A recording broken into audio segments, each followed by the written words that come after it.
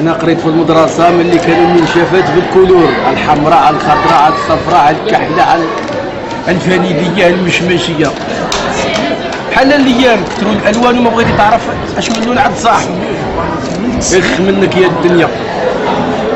واش اللي صعب باش انا با كنخدم مع الطلبه ديال الحمام، انا كان عندي الحق في المدرسه وكان عندي الحق في الكليه وكان عندي الحق في الخدمه والصحه والتعليم، ولكن واش اللي بوا خدام في قبه الحمام بحال اللي بوا خدام في قبه البرلمان ماشي بحال معليش اخ منك الدنيا ديالي. وعلى هذا الواقع نحيدوا ورقه اخرى. أعزائي المشاهدين، معنا الفنان الكبير عباس كامل. يعني نبغوا نعرفوا شنو هي الرسالة اللي بغيت والهدف من هذه المسرحية اليوم. وهي المسرحية كيف كتبتها الفنانة سعاد رجاء واشتغلت عليها أنا كمخرج وسينوغراف، كتشير بزاف د الحوايج، لأنه الغاية الأولى اللي كاينة هي لا فائدة من مسرحي لا يراه الناس، هذه الأولى، بدليل أنه فتحنا اليوم الباب بالمجان لسبب واحد، هو أن الناس خاصها تولي عندها عادة المسرح أو زيارة المسرح واستمتاع باللحظات ديالو عادة. هذه أولا. الغاية الثانية من المسرحية، احنا ما كنديروش رسالة لأن ماشي دي فاكتورات سون با دي فاكتور، ولكن كنساهموا في هذه التنمية الثقافية اللي خاصنا كدورنا كفنانة، واجب علينا أننا ضروري نساهموا في التنمية الثقافية، خصوصا كاين دابا ركود على المستوى السينمائي. السينما بداو كيتسدوا في الوقت اللي كان ممكن تشريهم مثلا الجماعات وتعد لهم وديرهم وتشغلهم من جديد، في الوقت اللي الدعم المسرحي ولا مقتصر على بعض الفرق المسرحيه اللي من هنا وهناك وهي معروفه بالاسماء كالعاده. ولكن في المسرحيه كنبغيو نوجهوا واحد ما نقولش رساله، ولكن نريد ان نمتع الجمهور، لان عندما نقول يلا نتفرجوا في مسرحيه ما كنقولوش يلا نقراو، نمتعوا الجمهور اولا المتعه، ثانيا نحاولوا نخلقوا واحد المسرح مفتوح مع الجمهور، يعني يشاركوننا المسرحيه، وهذا غادي يتبين من خلاله. كنتمناو اننا نكونوا في هذه الرؤيه اللي عندنا موفقين. شو بغيتي تقول؟ الجمهور كي كتشوف الجمهور ديال المدينه وفي المغرب بصفه عامه في دار الانترنت والقنوات الفضائيه، يعني كي كتشوف التجاوب ديال الجمهور مع المسرحيات في ديال هاد الانترنت التلفاز العولمه؟ هو بصراحه انا كنشتغل مع فرقه اخرى، ولكن كون ان الاخت والفنانه سعاد رجاء صديقه ديالي واشتغلت معايا في مسلسل دموع الرجال، فقالت واش ممكن تشتغل معايا؟ قلت لها مرحبا، لان ما عنديش مشكله نشتغل مع هذا ولا نشتغل مع هذا.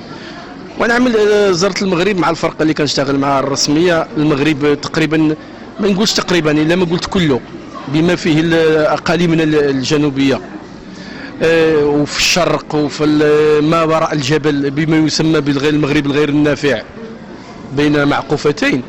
انا اشتغلت في المغرب كله. الجمهور يختلف من مكان الى مكان، ربما لطبيعه المسرحيه، ربما للظرفيه، ربما الحال بارد، ربما الحال سخون، ربما في رمضان كيكون الجمهور اكثر، لان الناس ورا الفطور كتبغي تستمتع، وهذا بلا ما يخرجوا يبقاو في القهاوي بحال بصحاب التنس متبعين اللي غادي واللي جاي، كنسميهم انا المتفرجون، اللهم يتفرجوا في المسرح. انا غير بحكم ان كنتمنى من خلالكم ومن خلال المحمديه براس انه نوصلوا واحد الميساج للجميع. هذا المغرب هذا داخل في مشاريع كبرى على المستوى ديال الطرق، على مستوى وحبذا على مستوى الاعلام يتفتح المجال اكثر، لان ماشي بالضروره عباس كامل او سعاد رجاء او مصطفى الدسوكين او لا، لانهم اصدقاء ديالي كلهم، ولكن كاين هناك مواهب في جميع انحاء المغرب، ماشي غير في الفن، في الرياضه، في العمل الاجتماعي، وحبذا ان هاد الناس تشجع. كلمه ديالك الناس المسؤولين ونقول لهم رحنا بين يديكم. واش عاد الجزار كنقولوا بالدارجه ديالنا واستسمح، واش عاد الميت ما يدير قدام غسالو، هما راه عندهم كل شيء، بغاو يحلوا الروبين يحلوا، بغاو يسدوا. خير الكلام ما قال والد. والسلام عليكم، شكرا. واش كتشوف ان الناس المسؤولين بمدينه المحمديه كيشجعوا على الثقافه والفن؟ بكل صراحه. والله العظيم ما نقدر نجاوبك حتى يسالي العرض وسوليني هذا السؤال. واخا مرحبا، شكرا. قال المراقبه لا هاد اللجنة خاصها ما قال لك غتمشي تشوف شي شقق في العمارة وما خصهاش تشوف واحد الشقة كاينة في العمارة. كنتي سولتيني قبيله واحد السؤال ديال ارتساماتك حول الجمهور. سأقول كلمة. الحمد لله أن العرض ما قبل الأول كانت في مدينة المحمدية، كان تجاوب كبير مع الجمهور اللي خلانا أننا نجتهدوا أكثر ونعطيو أكثر، لأن ما كناش كنظنوا حنا يعني المستوى ديال المسرحية أو لا فالور ارتستيك ديال المسرحية كان، ولكن الجمهور خلانا نعطيو أكثر، خلانا نبدعوا أكثر، خلانا نتواصلوا أكثر ونقولوا بأن إلي دي تياتر ماروك كاين مسرح في المغرب. اشنو اللي ناقص المغرب هو داك الدعم للفنان. يعني كاين فرق اخرين ما عندهمش هذه الفرصه هذه، غير كتبقى مدينه المحمديه واختيار الاستاذه سعاد رجاء لها لانها ابن مدينه المحمديه اختيار جميل للعرض ما قبل الاول. وانا يشرفني كفنان يمكن انا مسرحي اكثر ما هو سينمائي، ولو انا كنبان في السينما بزاف في التلفزيون، ولكن مسرحيا اجد ذاتي اتصالح مع ذاتي واتصالح مع العرض المسرحي من خلال النص، من خلال المشخصين، واقول المشخصين للعمل، ومن خلال ما كتبته او ما قراته انا كمخرج الاستاذه سعاد رجاء. انا معروف علي ان 30 عام ديال المسرح، يمكن انا لعبت المسرح اكثر من التلفزيون والسينما، لان تكويني تكوين مسرحي. كنت عصاميا وانا شاب بعد الدراسه وبعد بزاف د الحوايج والتكوين وهذا، كنقول بانه خاصني الكثير، انا خاصني الكثير باش نكون في مستوى ديال هذا الجمهور الزوين، لان المغرب الناس ديالو زوينين، رغم ان بعض الهفوات، بعض الاغلاط اللي كيديروها ناس اخرين، ولكن كيبقى الجمهور المغربي جمهور زوين، جمهور كيحب الفن، كيحب كل ما هو مغربي. شحال من واحد تيقول لك بان المغاربه، انا كندوي معاه كيقول لك انا ما كنتفرجش في افلام مغربيه، ولكن ملي كتجلس معاه تيقول لك انا شفت الفيلم الفلاني والفيلم الفلاني، فهمتي؟ لان المغاربه كيحبوا الافلام المغربيه، صدقوني الا قلتها لكم كيحبوا الافلام المغربيه. وإلا زدنا دعمنا المسرح يحبوا المسرح المغربي، ويصبح عندنا لزيارة المسرح عادة، لأنه ماشي عيب أنه في دول عربية بلا ما نذكر الاسم كيمشي الفنان لواحد القاعة بحال هذه وكيجلس فيها شهر أو شهرين حتى كتفرج المدينة كلها. راه ممكن دار حتى في المغرب. اش كيبقى توفير الفضاء، ثانيا الدعم ديال الدولة. راه لا يمكن لاي فن ولا اي رياضه ولا اي مجال انه يزيد قدام بدون دعم ديال الدوله.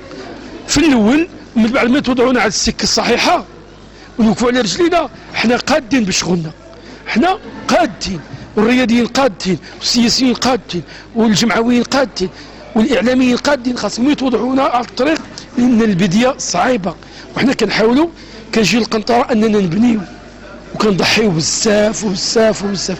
نتمنى ان صوتي يكون مسموع، لان ما بقيتش بغا ندوي انا انا كشخص وعضو نقابه، وما كنبغيش ندوي انا مع الناس العاديين. انا هذا الخطاب وجهه لصاحب الجلاله نصره الله محمد السادس. الى متى غيبقى علينا هذا الحيف هذا حنا كفنانه؟ الى متى؟ اذا اليوم اطلقتوا الويفي للمسؤولين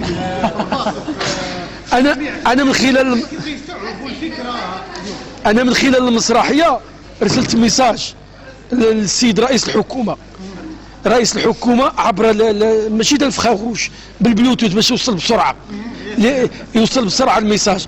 اليا دي تياتر، كاين مبدعين في المغرب، كاين مبدعين عباد الله في المغرب في كل المجالات. شجعوا الناس، وقفوهم على رجليهم، وديك الساعه يتحملوا مسؤوليتهم.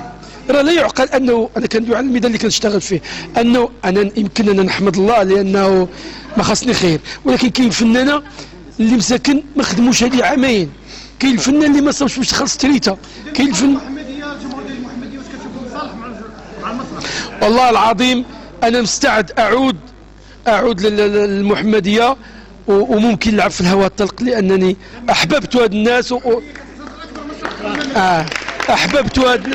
احببت المحمديه واحببت ناس المحمديه، ورأيت في أعينهم حال دابا كنشوف أنهم أحبوني من خلال المسرح. ربما الآن يشاهدون العرض الثاني للمسرحية بهذا الشكل.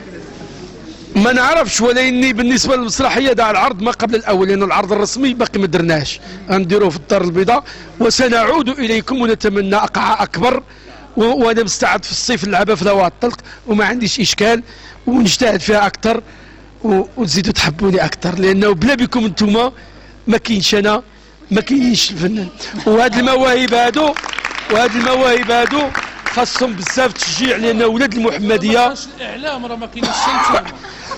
واللي جميل انه قناه المحمديه بريس عبر موقعكم غنشوف هذا الميساج، وانا غادي بيدي غنبارطاجيو ونقولوا على الاقل ان ما حضرتش التلفزه المغربيه حضرت المحمديه باعلامها، وهذا يزيدني